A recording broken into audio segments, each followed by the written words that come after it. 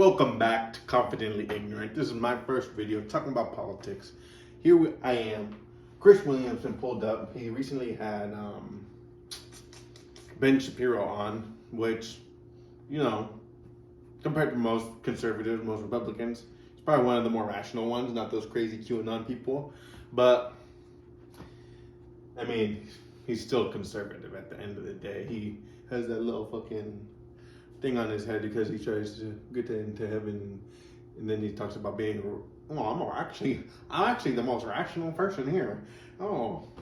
Anyway, let's get into the video. I'm gonna react. First time ever watching this. I haven't pulled up, but I haven't actually watched it. So let's see what the hell he talks about. An article said, vote for... Oh, hold on. Let me rewind this. Sorry, it's kind of scuffed. But it's pretty much like, hey, POV, you're actually on the casting couch. POV, how's your day going? Anyway, let's get started. A Scientific American article said, vote for Kamala Harris to support science, health, and the environment. Kamala Harris has plans to improve health, boost the economy, and mitigate climate change. Donald Trump has threats and a dangerous record. What do you think about the editors of Scientific American endorsing a candidate for the second time in only 179 years? Well, I mean, I would say that they're not actually adding to their own credibility. I mean, the data that I've seen suggests that not a lot of voters are going to shift their viewpoint based on the grand input of scientific. They're not adding to their credibility. And then immediately goes on to voters? What did he say? Hold on. In time in only 179 years. Well, I mean, I would say that they're not actually adding to their own credibility. They're not adding to their own credibility. Okay, so he's going to say how the Scientific America endorsing Kamala Harris somehow discredits them? I mean, the data that I've seen suggests that not a lot of voters are going to shift their viewpoint based on the grand input of Scientific American, but a lot of people are going to shift what they think of Scientific American because of that input. Dude, who's Scientific American? First of all. But second of all, the first point he brought up, who cares what people think about or whether or not Scientific America sways their vote? I don't know. I guess if it's from their perspective, maybe he's probably saying, oh, well, the Scientific America wants them to vote for Kamala because she's the scientifically proven one, right? But who are these people that are gonna be seen as discredited, or who's gonna view Scientific America as discredited? It's probably people who didn't believe science in the first place. There's probably people like him who believe in some higher being controls everything. Oh my god, please save me. Trump, please save me. But anyway, so I don't really see how that discredits them. And the type of person who's probably discredited by that or finds that discrediting, I mean, I imagine it probably isn't a super critical thinker. I don't know much about Scientific America or American, so I guess I can't really say much about the credibility. That would make me a hypocrite, but at the same time, it's like, I don't know. Anyway. And science overall. Yes. The politicization of science has been one of the worst developments of my adult lifetime. True. The attempt to turn science into a tool on behalf of certain political interests has been truly bad. And here's where I'll give a couple examples, right? Because I don't want to just throw a big allegation out there. The attempt to say trans medicine is medicine. That there are trans people make up less than 1% of the population, by the way. Studies suggesting that transgender surgery is going to alleviate mental health conditions among wide spectrums. I only say that because people talk about abortion. They're like, oh, well, what about when kids get raped by their father or uncles or little children get raped? Are you gonna make them have a baby? And then the people like Ben Shapiro or other right wingers will be like, oh well, that's only 1%. That's like a fraction of a percent of actual situations. But when it comes to trans people, that's like all they fucking talk about. Oh my god, the trans agenda. Disney's trying to make your kids trans. But whatever. This guy, I mean, like I said, I think he's one of the more rational thinkers, but like, at the end of the day, he's still fucking kind of crazy. What the hell's going on? What the hell? That there are vast studies suggesting that that transgender surgery is going to alleviate mental health conditions among wide spectrums of the population, a proposition supported by virtually no data, and that it should be applied to minors. Like that is a political move. The attempt to suggest during COVID that Black Lives Matter. 1% of the population, by the way. And then, of course, he's talking about kids that happen to be trans. So it's just like, what fraction of percentage is that? But if you went out and rioted for Black Lives Matter, that you could be out there. Like there were full-on public health statements that you being in a giant crowd in the middle of the street for George Floyd, apparently it was a woke virus, didn't affect you. But if you went to the grocery store, obviously you had to gear up like you were walking into, post-nuclear Fukushima. That sort of stuff. The politicization of science in those sorts of directions. I haven't really seen that. I don't know what he's talking about, so I guess I can't really say anything about it. But yeah, COVID happened. It was a thing. People didn't know what to do. I guess that's all I could say. Has been horrifying, and what it's done is it's undermined everything scientific. So again, everything being reactionary, the reaction isn't, wow, that's crazy that they would say that. But you know what they're saying about, what they say about, this particular food and its effect on health, that might still be true. It was like, well, fuck those guys. Like if they said that this is wrong, then everything they say is wrong. Blanket coverage. Exactly, and you see that again in a wide variety of sort of. Hold on, I need to hear that again. Scientific. So again, everything being reactionary, the reaction isn't, wow, that's crazy that they would say that. But you know what they're saying about, what they say about. Okay, hold on. You're up like you're walking into, post-nuclear Fukushima. That sort of stuff. The politicization of science in those sorts of directions has been horrifying, and what it's done is it's undermined everything scientific. So again, everything being reactionary, the reaction isn't, wow, that's crazy that they would say that. But you know what they're saying about, what they say about, this particular food and its effect on health, that might still be true. It was like, well, fuck those guys. Like if they said that this is wrong, then everything they say is wrong. Blanket coverage. Exactly, and you see that again in a wide variety of sort of arena in public life. That institutions, it's very hard to earn credibility for an institution, and it's incredibly easy to blow it up. It really is. Like all it takes is a couple of giant cracks, and you're in the dam. Is that a good thing or a bad thing? I can't tell what he's saying. If he's saying it's a good thing. That holds back the public skepticism, and bam, it's gone. The study that you were referring to, in 2020, Nature endorsed Joe Biden in the US presidential election. A survey found that viewing the endorsement did not change people's views of the candidates, but caused some to lose confidence in Nature and in US scientists generally. Oh my God, I can't trust Nature anymore, guys. And that was published in Nature. Right, right, and then they did it again. And Scientific American did it again. It's like, what are you doing? What are you doing? And that temptation. What is it? Comment down below. What are they saying right here? Are they saying that it's a good thing that these institutions are so fragile, or like it's a bad thing? Because if it's a bad thing that they're so fragile, and then like one thing makes it look bad, aren't you adding to that bad thing? Like he's part of the underbelly of this socio-cultural thing that, I mean, he's literally one of the creators of Daily Wire. He's the face of Daily Wire, the biggest conservative platform other than like media like Fox News or things like that. And the word for it that I like to use, it's not my word, it's just a great word that I wish would drop into common usage, is ultra-crepidarianism, which is speaking well outside your purview of expertise. Right. So I'm not a nuclear physicist. Guys, I'm Johnny Crepidarian, did whatever he said. Yes. And so everything I say about nuclear physics should be taken with a giant iceberg chunk of salt. And whenever the editors of Scientific American decide to speak about politics, that is like case in point of ultra-crepidarianism, them speaking well outside their view, their purview. Well, you've got on one end Taylor Swift and on the other end Scientific American. Is this the period now of the election where all of the armaments are going to... Am I looking buff like Chris Williamson, guys? Compare and contrast. Compare and contrast. Am I looking massive like Chris Williamson? Look at those fucking triceps. That fucking girth. Be sort of rallied in an attempt to try and push for whichever candidate the side wants. It's going to be insane. The next 50 days are going to be totally out there. I mean, I can't even, like 70 days ago we had a different nominee.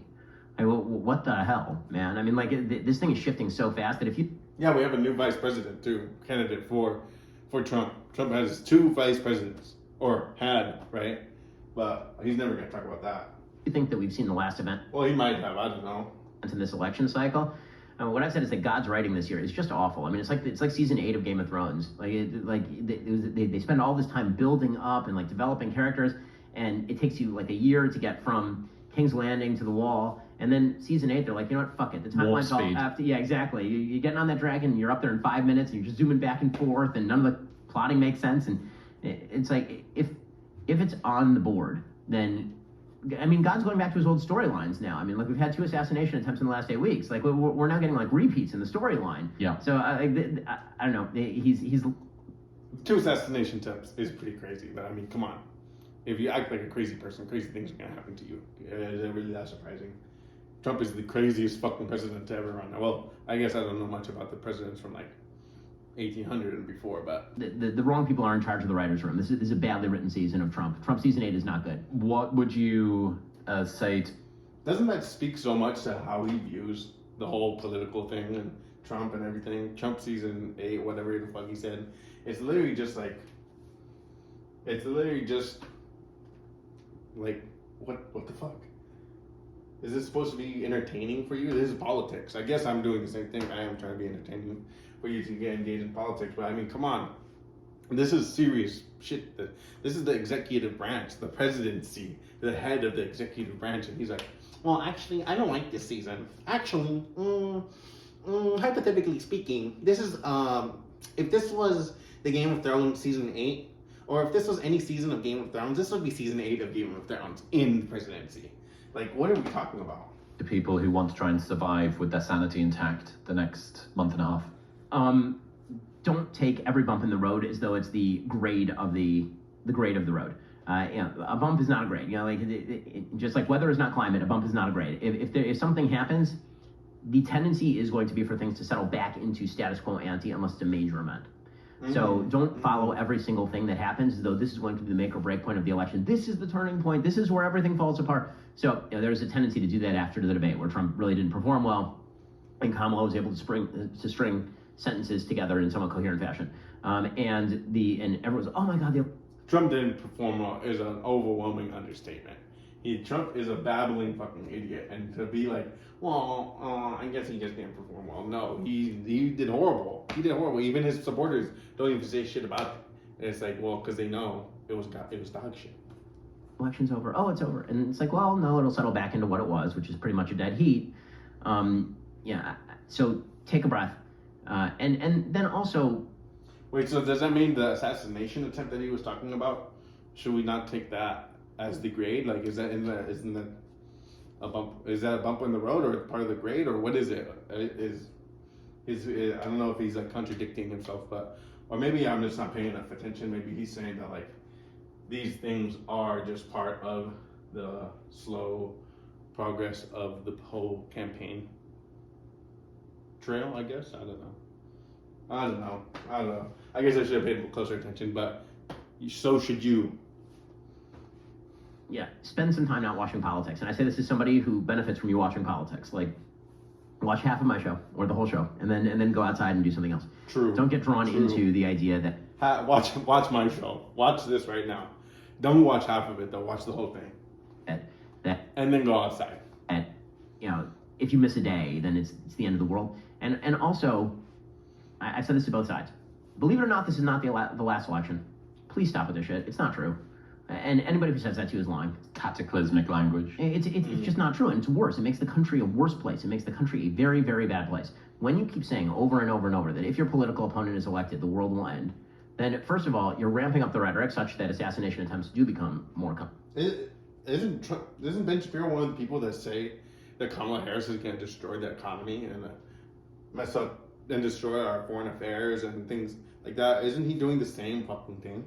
Is this too serious? Am I hearing this right? You know what it is? Oh my God, it just clicked.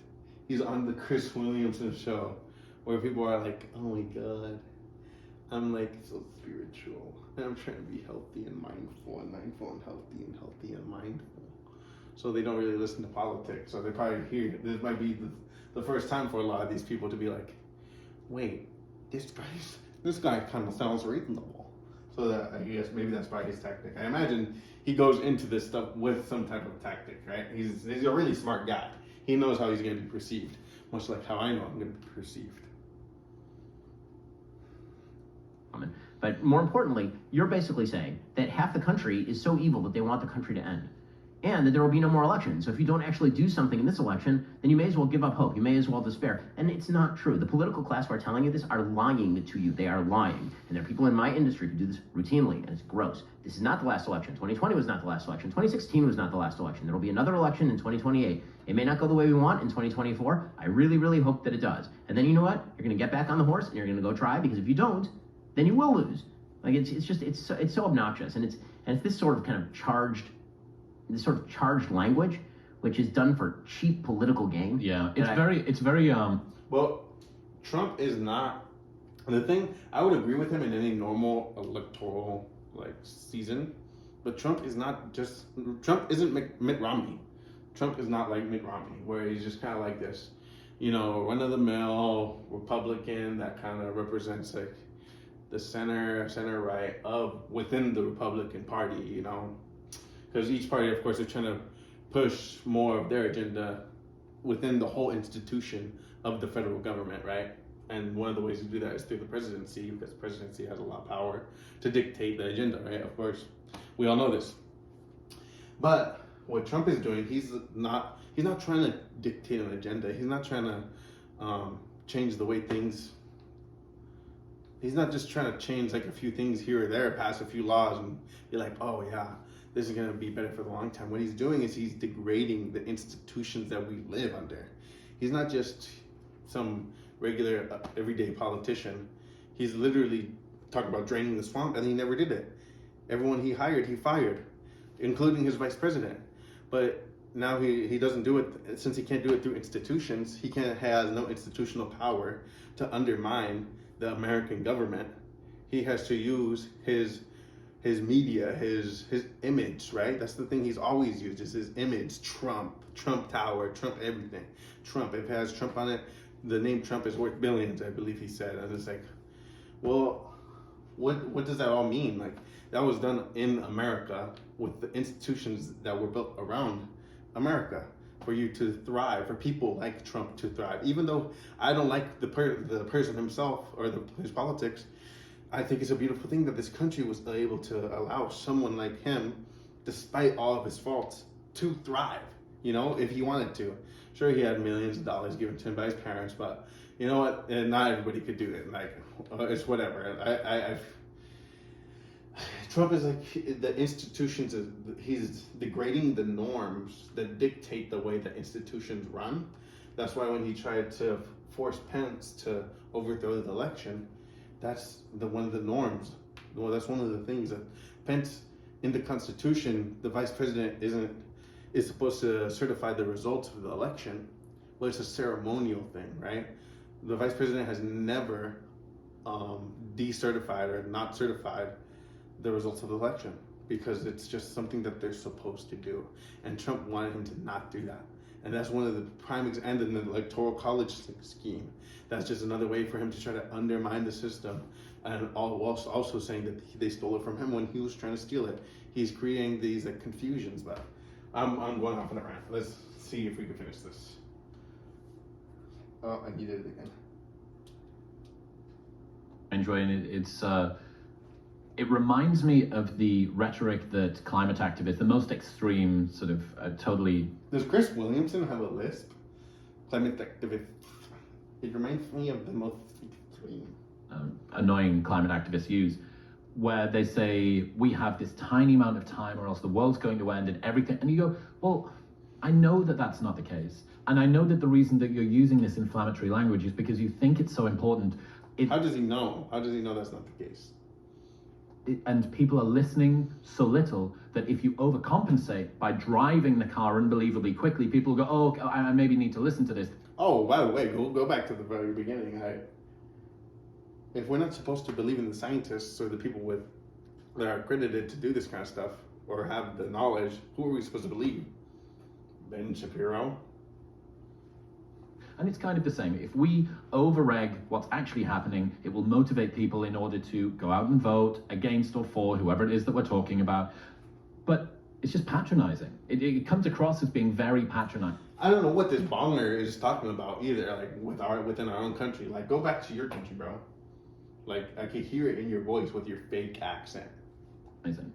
The two worst elements of our politics right now are the idea that, like, oh my God, it's the last election. If we don't vote right now, by the way, they're all lying. They're all lying, right and left when they say this. They're lying. Hey, Joe Biden the other day, he goes to an event in Pennsylvania. And at this event, he puts on a MAGA hat, right? It's kind of a joke, right? There's like a bunch of firefighters there. They're big Trump fans, and he has kind of a charming joke, puts on the MAGA hat. And I thought, that's charming, that's nice. And then I thought, you know what's kind of crazy about that is that, like, he's going to go on TV tomorrow, and he's going to say that Donald Trump is a deep and abiding threat to the soul of the country. He obviously doesn't believe that. Can these two things not be true? Like, I don't know. You can't make fun of the guy and talk about the threat he is.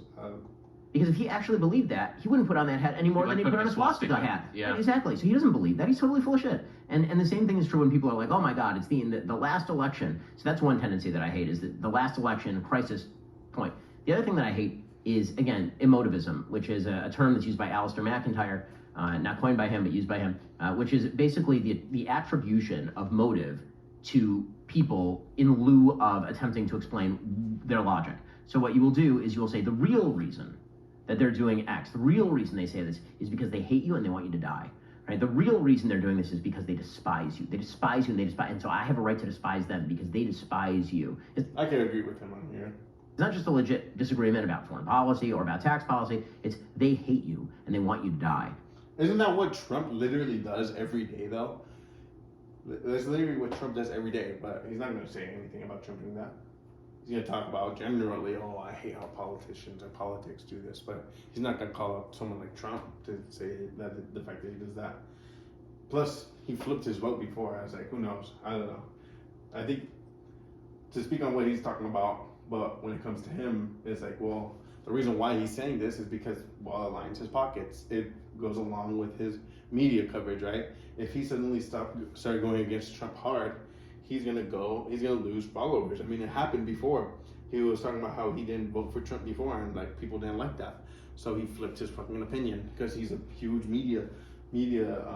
online media pundit, and this is how he makes his money. If he just suddenly flipped on a dime and said, "Actually, I'm not gonna support Trump," I'd see a huge slash in his profits. So I don't know. I feel like he's right about the fact that using emotions like, oh, I could sit here and be like, oh, well, Ben Shapiro actually hates you. He actually doesn't believe in God. He uses it as a facade to deceive you, right? But I'm not going to say that because I'm sure he probably has a very deep faith in God and his religion. But when it comes to politics, it's like where you kind of have to figure out where the incentives are, but. And everything about you is terrible to them. And so you should hate them right back. Like, that is not good. It's not good for the country. Now, are there cases where that's true? Sure, there are cases where that's true. Sure, there are cases where that's true. But do I think that that's like the underlying motive of the vast majority of the American population voting the way that's different than you? No, I actually don't think I don't think people put that much thought into how they vote is the truth. I think they get into the ballot, they get into the voting booth, and they're like, okay, I got this schmuck, and I got this person, I got this other schmuck, and like, okay, fine, so I'll vote for one of the schmucks. Like, okay, I have to. Trust really it. Yeah, true. I got schmick and I got schmuck. Who am I going to vote for, I guess? That's how a lot of people view it, at least. I don't view it that way. I feel like it's pretty obvious that Kamala Harris is the more reasonable person to vote for, if not for anything but the way that the president interacts with foreign countries, right? Other countries. She's been interacting with Latin America, which I feel like America should have stronger ties with. She's not someone who's trying to attack people, our allies, like NATO. The fact that Trump is attacking people like NATO is like, oh, well, we pay more into NATO than the rest of them do. It's like, and we're the strongest, we're the richest country within this group. Why would we not pay the most, right? And plus, even if we weren't, let's say that we're like the second richest or whatever, the second strongest, and we've paid the most. It's like, well, that gives us even more leverage. That's more to our advantage when it comes to politics. But nobody's really gonna talk about that. Nobody really cares about foreign affairs like that. and like the different ways that we interact with each other as countries. But is everything when it comes to supplements. A lot of brands may say that they're top quality, but few can actually prove it, which is why I partnered with Momentous. They make the highest quality supplements on the planet. They're literally unparalleled when it comes to rigorous third-party testing. What you read on the label is what's in the product, guys, and absolutely nothing else. 3 of the products that I use to support my brain, body, and sleep are omega-3, tonkat ali, and magnesium L-threonate to support cognitive performance, optimal hormone function, and better sleep. And Dr. Andrew Huberman is the scientific advisor for Momentous. So if you've ever wondered what supplements he would create or what he really uses himself, this is the answer. Best of all, they ship internationally and offer a 30-day money-back guarantee. So if you're not sure, you can buy them, try them for 29 days, and if you do not like them, they will give you your money back. Right now, you can head to the link in the description below or go to livemomentous.com/modernwisdom. Use the code modernwisdom at checkout to get 20% off everything site-wide. That's livemomentous.com/modernwisdom and modernwisdom at checkout. Thank you very much for tuning in. If you enjoyed that clip, that was it. That was a long ad. Well, anyway, what's on my recommended? I guess this is my recommended, huh? All right. Well, thank you guys for watching. Hope you enjoyed my rant, my talk, my chit chat, my spit spat, my rant. Yeah. All right. Have an amazing day.